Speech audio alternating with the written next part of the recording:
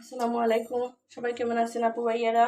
আলহামদুলিল্লাহ আমরাও ভালো আছি। গরমে তো বুঝতেছেন কে কেমন ভালো থাকা যায়।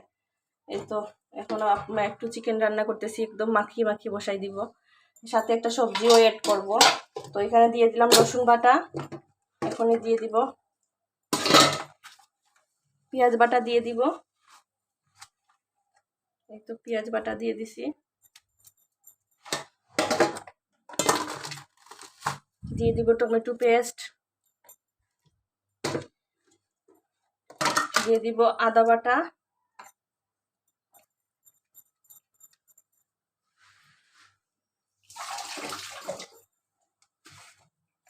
দিয়ে দিব লবণ,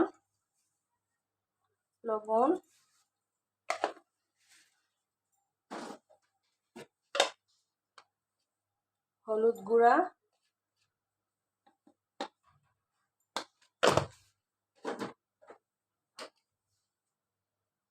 ধনে গুঁড়া,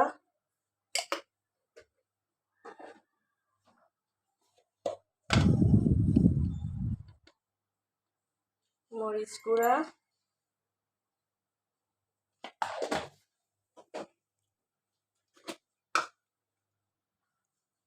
পাঁচফোড়ন,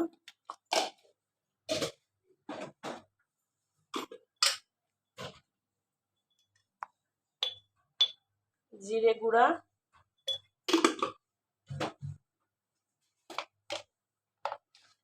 গরম মশলা পাউডার।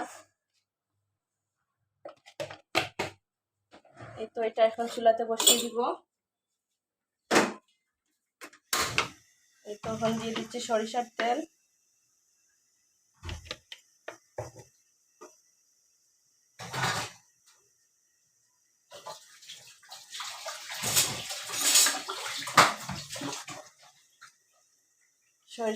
দিয়ে দিচ্ছি। এখন এটাকে ভালো করে কষিয়ে নেব।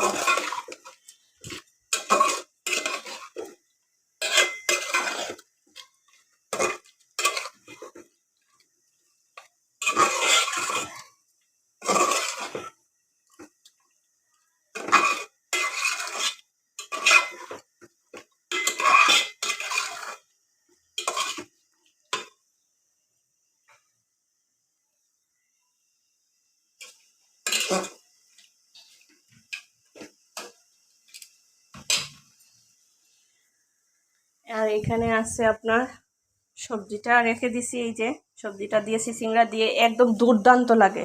একবার আপনারা এইভাবে একদম শুকনো শুকনো করে এটাকে রান্না করে দেখবেন, আপনারা এমন ভালো লাগবে, আপনাদের বারবার খেতে ইচ্ছা করবে। এটা মাছ দিয়ে সিংড়া রান্না করলে আমার কাছে মনে হয় তেমন একটা স্বাদ লাগে না। যদি আমি এই চিকেন দিয়ে যদি এটা রান্না করি একদম শুকনো শুকনো করে, এটা অনেক ভালো লাগে।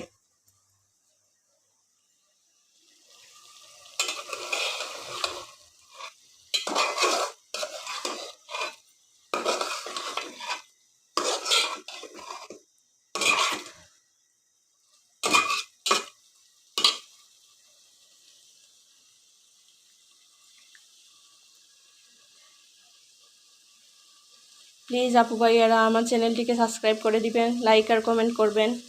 প্লিজ দয়া করে আপনারা এই সাবস্ক্রাইবটা করে দিবেন।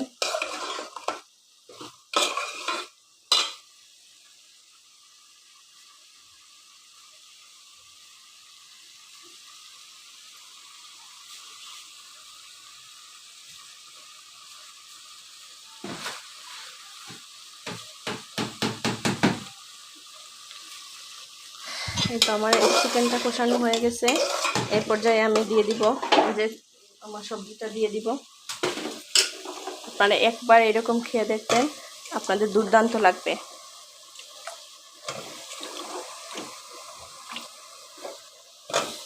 খেতে যে কি স্বাদ, একবার বানিয়ে খেয়ে দেখবেন প্লিজ। তাহলে বুঝতে পারবেন যে আমি আপনাদেরকে সত্য কথা বললাম নাকি মিথ্যা কথা বললাম।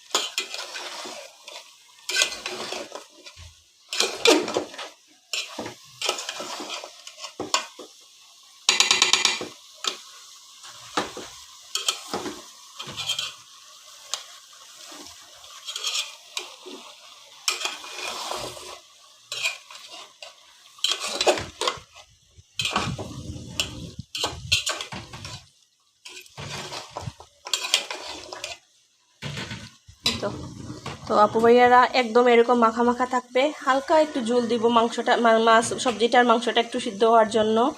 এই তো আমার একটা কষানো হয়ে গেছে, আর একটু কষিয়ে তারপর একটু ঝোল দিয়ে তারপর আমি নামিয়ে দিব। তো আপনারা প্লিজ আমার চ্যানেলটিকে সাবস্ক্রাইব করে দিবেন।